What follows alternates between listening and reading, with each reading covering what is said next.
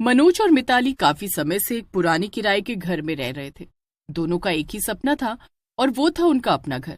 मनोज और मिताली अपने नए घर के लिए एक एक पैसा जोड़ रहे थे। एक दिन की बात है जब उनके घर पर उनका मकान मालिक उनसे मिलने आया।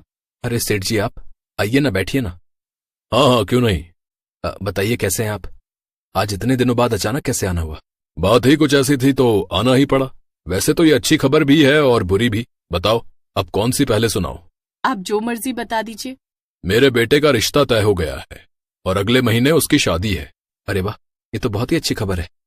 हाँ, पर बुरी खबर यह है कि अब आपको ये जगह खाली करनी होगी, क्योंकि अब यहाँ मेरा बेटा रहेगा। अच्छा, तो ये बात थी। आप चिंता मत कीजिए, हम ये घर जल्दी खाली कर देंगे।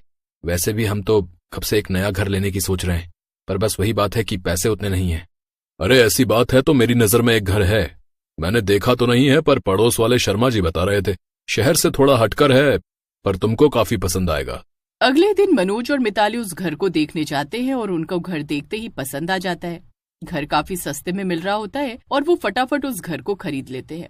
मनोज और मिताली अपने नए घर में खुशी खुशी शिफ्ट हो जाते हैं। मिताली घर में सब सामान सेट कर लेती है। सब कामों से फ्री होकर मिताली नीचे घूमने जाती है तो अचानक उसकी नजर घर के पीछे बंद पड़े बगीचे पर पड़ती है। अरे, इस घर के पीछे एक बगीचा भी है और मुझे तो पता ही नहीं था।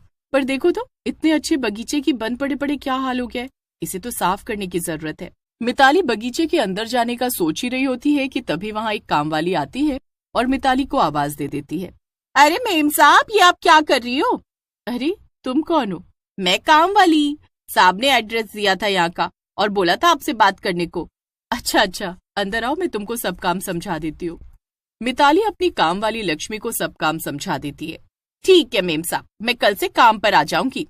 ठीक है, वैसे तुम रहती कहाँ हो? मैं तो मेम साहब यहीं पास में रहती हूँ। यहाँ आसपास के सारे घरों का काम मैं ही करती हूँ। अच्छा, तो फिर तुमको तो पता होगा कि हमसे पहले इस घर में कौन रहता था? रहता था एक सन की आदमी। उसकी बीवी बहुत ही सुंदर थी और वो उसे हमेशा घर में कैद करके रखता था। अगर गलती से वो सब्जी लेने या किसी से बात करने के लिए भी बाहर खड़ी हो जाती थी तभी वो गुस्से से आग बबूला हो जाता था। अच्छा, तो अब कहाँ गए वो लोग? अरे, किसी का फोन आ रहा है। चलो तुम जाओ और कल से आ जाना। मैं अभी फोन देखती हूँ, शायद मेरे पति कर रहे होंगे। लक्ष्मी वापस चली जाती है और उन दोनों की बात अधूरी रह जाती है। अगले दिन से लक्ष्मी काम पर आना शुरू कर देती है। मिताली सामान रखने में ही इतनी बिजी होती है कि वो लक्ष्मी से बात ही नहीं कर पाती। सब ठीक चल रहा होता है, पर फिर एक दिन लक्ष्मी मिताली से बोलती है। मेम साहब, मेरे बेटे की तबीयत कुछ ठीक नहीं है। मुझे 2-3 दिन की छुट्टी चाहिए। ऐसी बात है तो तुम उसका ध्यान रखो। 2-3 दिन की बात है तो मैं संभाल लूंगी।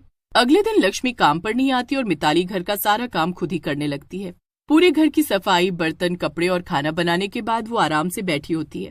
फिर अचानक मिताली को ध्यान आता है कि उसने बगीचा तो साफ ही नहीं किया। बताओ, मुझे यहाँ इतने दिन हो गए और बगीचा साफ करने की फुर्सत ही नहीं मिल रही। लक्ष्मी भी अभी 2-3 दिन नहीं आएगी। एक काम करती हूँ, मैं खुद ही बगीचा साफ कर लेती हूँ। मिताली अपनी झाड़ू उठाती है और बगीचे में जाती है। बगीचे में पैर रखते ही उसे बड़ा अजीब सा महसूस होता है। उसके बाद वो बगीचे में झाड़ू लगा ही रही होती है कि तभी एक तेज हवा का झोंका उसके बालों को उड़ा देता है। मिताली डर कर पीछे देखती है, पर वहां तो कोई भी नहीं होता। एक भी पत्ता नहीं हिल रहा, तो फिर ये हवा कहाँ से चली? बड़ी अजीब बात है। मिताली फिर से सफाई में लग जाती है और तभी उसे एक आवाज आती है। मुझे बाहर निकालो, मुझे यहाँ से बाहर निकालो। मिताली घबरा कर इधर उधर देखती है। उसे आसपास क्या, दूर दूर तक कोई दिखाई नहीं देता। मिताली थोड़ी घबराई सी हो जाती है। सूरज भी ढलने ही वाला होता है। मिताली झाड़ू को वहीं छोड़कर घर आ जाती है। उसके बाद वो हाथ मुंह धोने बाथरूम में जाती है तो बाथरूम में वही झाड़ू रखी होती है जो वो बगीचे में छोड़कर आती है और पूरे बाथरूम में सूखे पत्ते फैले होते हैं। ये झाड़ू तो मैं बगीचे में छोड़कर आई थी, तो फिर ये यहाँ कैसे आ गई? ये सब क्या हो रहा है मेरे साथ? मिताली जल्दी से बाहर भागती है तो बाहर वो मनोज से टकरा जाती है। वो मनोज को सारी बात बताती है, पर मनोज उसकी बातों पर हंसने लगता है और उसकी बातों पर यकीन नहीं करता। मिताली इस बात को दिमाग से निकालने की कोशिश करती है और रात को आराम से सो जाती है। रात को जब मिताली गहरी नींद में होती है तो उसके ऊपर फिर से सूखे पत्ते आकर गिरने लगते हैं, जिसकी वजह से वो उठ जाती है। ये पत्ते, ये यहाँ कैसे आए?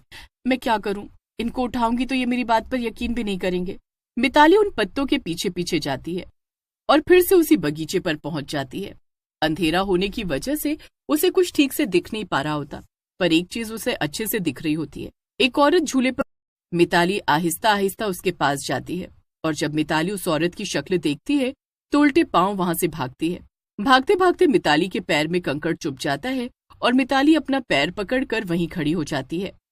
मनोज, मनोज मुझे बचाओ, कोई मुझे बचाओ। मिताली पैर में लगने की वजह से उठ नहीं पा रही होती और चुड़ैल झूले पर झूलते हुए उसे देखकर मुस्कुरा रही होती है। आओ आओ, मेरे पास आओ, मेरी बात सुनो, मुझे यहाँ से आजाद करो, मुझे यहाँ से निकालो, आओ मेरे पास आओ। नहीं नहीं।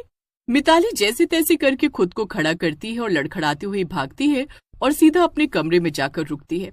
वो जल्दी से मनोज को उठाती है।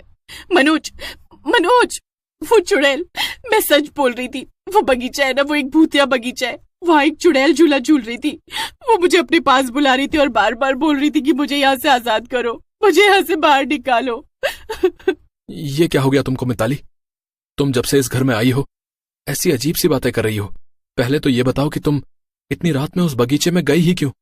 वो अचानक से मेरे ऊपर पत्ते आकर गिरने लगे, जिसकी वजह से मेरी आंख खुल गई। मैं उन पत्तों का पीछा करते हुए उस बगीचे तक पहुंच गई और वहां पर मैंने अपनी आंखों से देखा कि झूले पर एक चुड़ैल झूला झूल रही थी। मिताली की बात पर मनोज बिल्कुल भी यकीन नहीं करता। मिताली को समझ नहीं आ रहा होता कि आखिर वो ये बात किसको बताए। वो बड़ी परेशान हो जाती है और बड़ी मुश्किल से उसको नींद आ पाती है। अगली सुबह जब मिताली जागती है तो उसे सब एक बुरे सपने की तरह लगता है। वो रोज की तरह अपने कामों में व्यस्त हो जाती है और रात की बात भूल जाती है। मिताली जब रसोई में काम कर रही होती है तो रसोई की खिड़की पर उसे एक हाथ दिखता है। कौन है? कौन है यहाँ? बाहर से कोई खिड़की पर जोर जोर से मार रहा होता है। मिताली पूरी जान लगाकर खिड़की को खोलती है तो वहां कोई भी नहीं होता, पर सामने वही बगीचा होता है और वही झूला। मिताली को अचानक फिर से सब याद आ जाता है। आखिर मेरे साथ ये सब क्यों हो रहा है? कौन हो तुम और क्यों मुझे परेशान कर रही हो? मैंने क्या बिगाड़ा है तुम्हारा? मिताली इतना बोलती है कि तभी खिड़की पर वो चुड़ैल आकर मिताली का हाथ पकड़ लेती है। मुझे बचा लो, मुझे यहाँ से निकालो, मुझे आजाद कर दो, बचाओ बचाओ, कोई मुझे बचाओ, मुझे छोड़ दो, मैंने तुम्हारा क्या बिगाड़ा है, प्लीज मुझे छोड़ दो। चुड़ैल मिताली का हाथ छोड़ ही नहीं रही होती और तभी मिताली वहां रखा बेलन उस चुड़ैल के हाथ पर मारती है और वहां से भागती है। भागते भागते वो घर के बाहर जाने के लिए गेट खोलती ही है कि तभी सामने वो लक्ष्मी से टकरा जाती है। लक्ष्मी, लक्ष्मी मुझे बचा ले, वो चुड़ैल मुझे मार डालेगी। चुड़ैल? ये क्या बोल रहे हो आप मेम साहब? लक्ष्मी बड़ी मुश्किल से मिताली को शांत करती है। अब बताओ मेम साहब की क्या बात है? उस बगीचे में चुड़ैल है, वो बगीचा भूतिया है, मैंने अपनी आंखों से उस झूले पर उसे झूलते देखा है। हे भगवान, क्या आप उस बगीचे में गई थी? पर क्यों? आपको वहाँ नहीं जाना चाहिए था। आप उस दिन पूछ रही थी ना कि आपसे पहले इस घर में कौन रहता था। बात अधूरी रह गई थी। इस घर में जो सनकी आदमी रहता था, एक दिन उसकी बीवी से मिलने उसका एक पुराना दोस्त घर पर आ गया था। उस वक्त उसका पति घर से बाहर था, पर जब वो वापस आया तो वो अपनी बीवी को उस लड़के के साथ देखकर आग बबूला हो गया। उसने अपनी बीवी के बाल पकड़े और घर के बाहर तक उसे पीटता हुआ लाया। वो बेचारी रोती रही, चिल्लाती रही और बार बार बोलती रही कि वो बस उसका दोस्त है, पर उसके पति ने उसकी एक ना सुनी। उसके बाद उसकी बीवी को किसी ने नहीं देखा और उसका पति पागल हो गया था, तो उसे पागल खाने में बंद करना पड़ा। तब से ये घर बंद था। तभी ये घर हमें इतना सस्ते में मिल गया। पर आखिर वो चुड़ैल है कौन जो हमेशा उस बगीचे में झूला झूलती रहती है?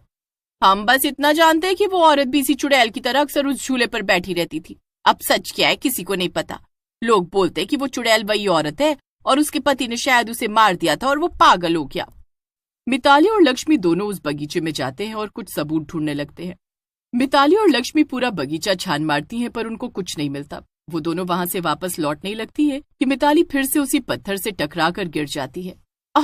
इस पत्थर की वजह से बार बार मुझे चोट लग जाती है। आज मैं पहले इसी को साइड में रखूं। मिताली और लक्ष्मी जैसे ही उस पत्थर को हटाते हैं तो उसके नीचे उनको कुछ बाल दिखते हैं। यहाँ पक्का कुछ है, जल्दी खोदो। दोनों मिलकर इस जगह को खोदने लगते हैं और वहां अंदर एक लड़की का कंकाल मिलता है। दोनों बहुत घबरा जाती हैं। तभी वहां वो चुड़ैल वापस आकर झूला झूलने लगती है। मिताली और लक्ष्मी एक पंडित को बुलाकर ले आते हैं। उसके बाद वो उस औरत के शरीर का अंतिम संस्कार करते हैं।